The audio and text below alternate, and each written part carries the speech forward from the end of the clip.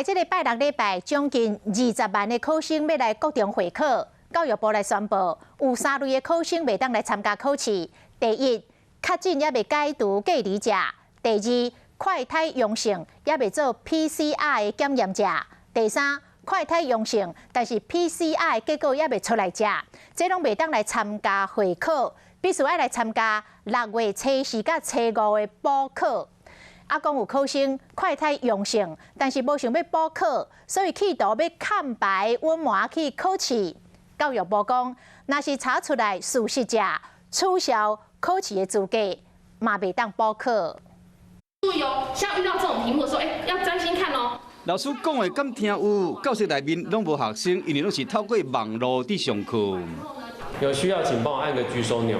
为了要确保21上考场学生一个都袂使欠，敦化国中正用心，为5月初9开始，高年级的学生拢总伫厝的线顶上课，拢总唔通来学校。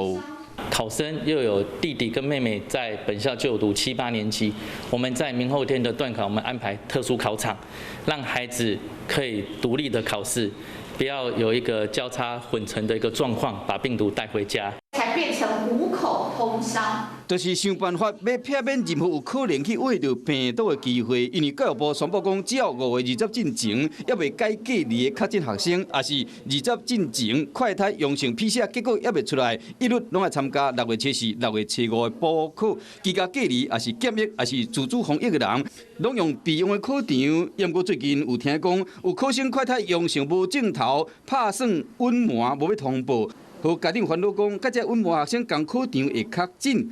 教育部表示讲，若是查证属实，会取消考试资格，而且不得补考，唔通因为想要根本高中来丧失天良。大家好，我是林依文。想要掌握多元的新闻资讯，当然也包括体坛动态，就要锁定华视新闻频道，还有订阅华视的 YouTube 频道，按赞、订阅、开启小铃铛。